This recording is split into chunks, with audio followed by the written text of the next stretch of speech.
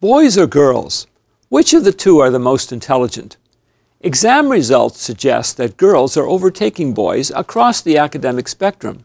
But is this really the case?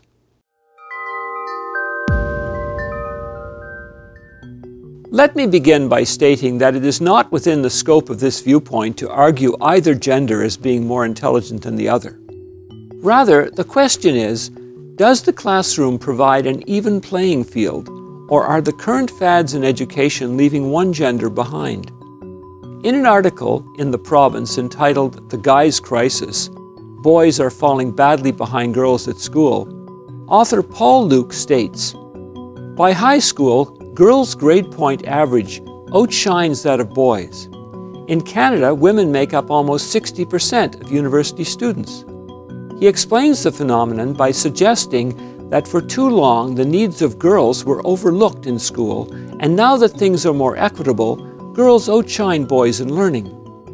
Recently, however, Dr. Jim Duick, author, former Assistant Deputy Minister of Education for the province of Alberta, and former head of Accountability and Student Assessment, performed a revealing analysis on current practices in student assessment.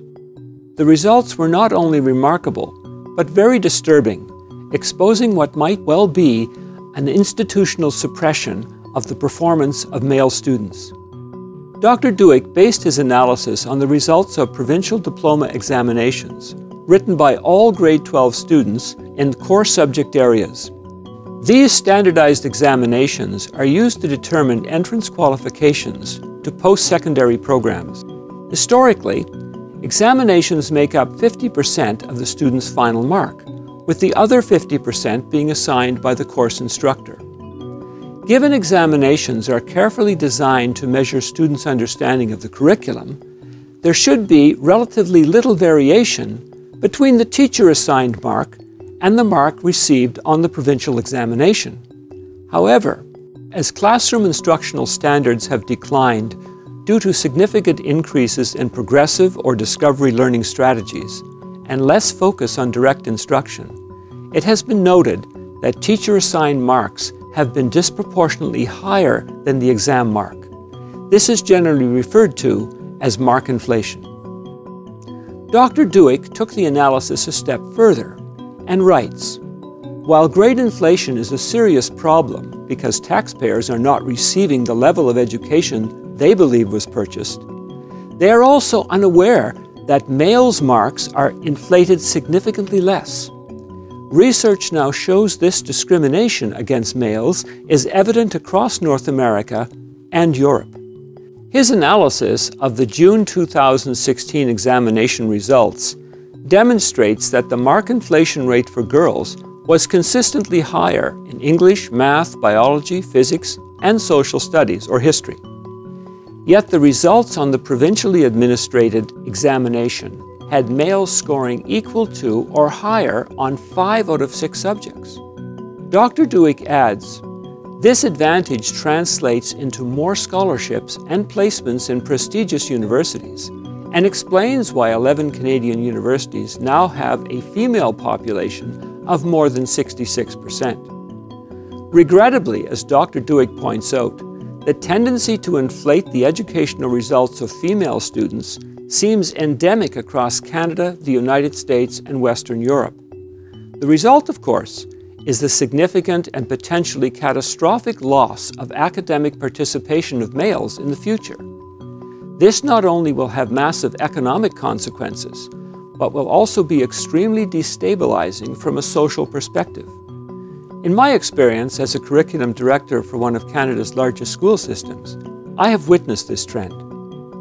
There is a growing body of research that serves to attribute the apparent advantage females enjoy in the public school system to their more compliant and passive behavior in the classroom. Males are more likely to exhibit skepticism about subject matter and to challenge their instruction. This behavioral difference, essential to scholarship, appears to be the source of negative discrimination in modern schools. As Dr. Duick points out, researchers attribute this female advantage to their more compliant behavior in the classroom. At issue is whether the knowledge of calculus, for example, should be conflated with classroom behavior. He wonders when governments will come to understand their responsibility in this mess and reduce classroom teachers' ability to hamper males from competing on a level playing field. Perhaps it is time for parents and all interested parties in society to realize they have become the unwitting victims of the ideological coercion of the educational New Left. Perhaps people should seek to return to the cultural values that created a strong, well-educated, and stable society in which the potential of young men and young women is developed outside the framework of a system designed to suppress the potential of boys.